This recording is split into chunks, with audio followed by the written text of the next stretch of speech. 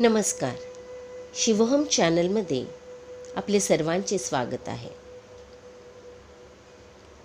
भावार्थ दीपिकेतील श्री गणेशाचे रूपक. लेखक श्री अनिल गोविंद बोकील. श्री गणेशाय नमः. श्री कुलदेवताय नमः. श्री गुरुभ्यो नमः. भावार्थ दीपिकेतील श्री गणेशाचे रूपक 5. मूळ गीता संस्कृतमध्ये आहे. तिला मराठीत आणणे एवढाच ज्ञानदेवांचा उद्देश नव्हता, तर गीतेतले विज्ञान आणि शास्त्रीय कल्पना देखील लोकांना समजून द्यायच्या होत्या. त्यासाठी नेहमीच्या व्यवहारातील उदाहरणे देणे पण आवश्यक होते. आणि हे कार्य भावार्थ दीपिकेनं अप्रतिम केले.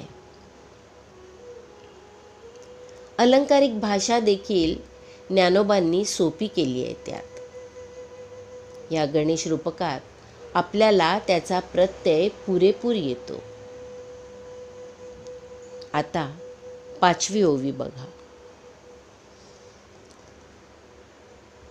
अष्टदश पुराणे तिची मणिभूषणे, पद पद्धती खेवणे, प्रमेय रत्नांची.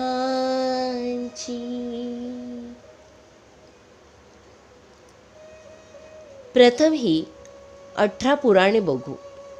ती अशी: ब्रह्म, पद्म, विष्णू, वायू किंवा शिव, लिंग, गरुड, नारद, भागवत, अग्नी, स्कंद, भविष्य, ब्रह्मवैवर्त, मार्केंडेय, वामन, वराह, मत्स्य, कूर्म आणि ब्रह्मांड.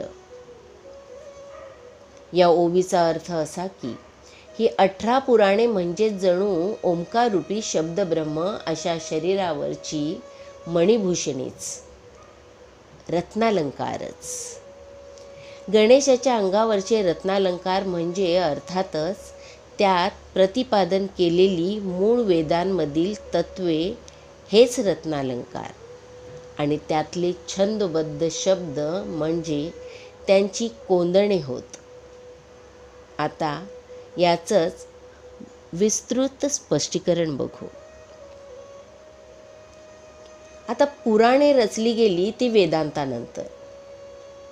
वेदांमधील ऋचांचे गूढार्थ सर्वसामान्य लोकांना कळणे जरा अवघडच. म्हणूनच त्याचसाठी पुराणांची निर्मिती केली गेली आणि त्यामध्ये कथारूपाने आणखी सोप्या भाषेत अर्थ विशद केला गेला. रूपकात ज्ञानदेव यांनाच रत्नालंकार म्हणून उल्लेखितात. आणखी स्पष्ट करून बघूयात आता. या पुराणांमध्ये प्रतिपादन केलेली वेदांची तत्वे म्हणजेच रत्ने आणि त्यासाठी योजिलेले छंद म्हणजे या रत्नांची कोंदणेच होय. म्हणजेच पुराणे देखील वेदां इतकीच महत्त्वाची आहेत असं ज्ञानदेव इथे सूचित करीत आहेत. पदपद्धती खेवणी याचं स्पष्टीकरण जरा वेगळ्या पद्धतीने द्यावं लागेल असं वाटतंय. सरधोपट पद्धतीनं तर कुणीही देईल. इथे प्रमेय याचा अर्थ वेदांमधील सिद्धांत असा आहे. स्पष्टीकरणासाठी केवळ उदाहरण म्हणून भूमितीमधील कल्पना घेऊ. एखादे प्रमेय सिद्ध करताना आपण अनुमाने मांडत जातो आणि शेवटी निष्कर्षात परत पोचतो. कधीकधी क्रमविरुद्ध सिद्धता पण उपयोगात आणू शकतो आपण. दोन्ही पद्धतींनी प्रमेय सिद्ध होऊ शकते. या सिद्ध झालेल्या प्रमेयाचा आधार घेऊन त्याच्या पुढची प्रमेय पण सिद्ध करता येतात आणि आपण तसं करतो पण. समजा प्रमेय क्रमांक 1 वरून प्रमेय क्रमांक 2 सिद्ध केलं, तसंच या दोन्हीवरून पुढची प्रमेय सिद्ध केली अँड सो ऑन. पण प्रमेय क्रमांक 4चा आधार घेऊन प्रमेय क्रमांक 1 किंवा अगोदरची प्रमेय सिद्ध सहज होत असली तरी गणिताच्या दृष्टीने असे करीत नाहीत. इन शॉर्ट, मागचं काहीही सिद्ध करायला पुढच्याचा आधार आपण वर्जक मानतो ना. हाच धागा आता इथे बघा. पुराणे ही वेदांच्या नंतरची, त्यावरून वेदांचे अर्थ लावणे संयुक्तिक नाही असं काहींचं म्हणणं असू शकतं. पण जिथं स्पष्ट उल्लेख आहे की 18 पुराणे हरीशी गाती, असंच असेल तर मग भेद राहतो कुठे? म्हणूनच ज्ञानदेव पुराणांचा उल्लेख देखील वेदांच्या बरोबरीने करीत आहेत. पुराणांवरून तत्त्व स्पष्ट केलं काय किंवा मूळ वेदांच्या आधाराने तर्कसंगत विवेचन केलं काय फरक पडणार? म्हणून व्यावहारिक जगातल्या एककाद्वारे उच्च श्रेणीचं मोजमाप न करता त्यातले आयाम उपयोगात आणून स्पष्ट करावं लागत असेल तरी त्यात गैर काहीही नाहीच, असं स्पष्टीकरण होऊ शकेल या ओवीचं. ज्ञानदेवांनी श्री गणेश स्तुती वर्णनाची सुरेख सुरुवात करून त्याचे साकार रूप सांगतच ते स्वरूपात कसे नेते हे गुह्य ही प्रकट केले आहे.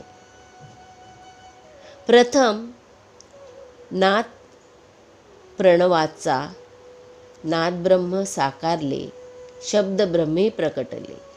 ते गणाधिपती साकारीकरण म्हणजे सर्व अस्तित्वांची प्रातिनिधिक दर्शन. अपौरुषेय स्पंदित वेदांबरोबर 18 पुराणे, ज्यातून लीला वर्णनातून पारमार्थिक अभ्यासाची वाटचाल सुकर केली, ती म्हणजे श्री गणेशाचं देह प्रारूपाला अधिक सौंदर्य देणारे अलंकारच आहेत. शब्द, ताल, लय एकत्र करत पद्यांमधील ही प्रस्तुती म्हणजे अनेक गहन सिद्धांतांना सहज शब्दांमध्ये मांडत निर्मिलेले अतुल्य अलंकारच आहेत. गूढ सिद्धांत संपर्क चपकल शब्दांत गुंफून अप्रतिम काव्य निर्मिती केलीच, पण केवळ साहित्य रचना नाही तर तत्वांचे दार्शनिक रहस्य विविध अलंकारातून शब्दबद्ध केले आहे. प्रमेयांचे शब्दीकरण, अर्थगर्भता व सूचकता उगमापासून परिक्रमित होत तिथेच परतते हे या ओवीत सुलभता साधं स्पष्ट केलंय. भाषेचं सौंदर्य, कल्पनांची असीमता आणि गुह्याचे प्रकटीकरणावरील ज्ञानरायांचा अधिकार हे सारं सुरुवातीपासून ओव्यांपासूनच प्रस्थापित झालं आहे. त्याची ही ओवी अधिक ओळख आहे. वेदांचे अर्थ स्पष्ट व्हावेत म्हणून तर पुराणांची योजना. पुराणांमध्ये प्राचीन इतिहास, देव, दानव, ऋषी इत्यादिकांच्या बोधकथा, त्यांच्या पराक्रमाची वर्णने तसेच सृष्टीच्या उत्पत्ती, स्थिती, लय यांचे काव्यमय आणि कथारूप वर्णन असते. अशा रीतीने पुराणे ही वेदांना पूरक अशीच ठरतात. तर याप्रमाणे ज्ञानदेव या ओवीमधून वेदां इतकंच पुराणांचं पण महत्त्व सूचित करून त्यांना म्हणतात रत्नालंकार आणि व्यक्त होणाऱ्या दिव्य अर्थाला त्यांची कोंदणे म्हणत आहेत. धन्यवाद. गणपती बाप्पा मोरया.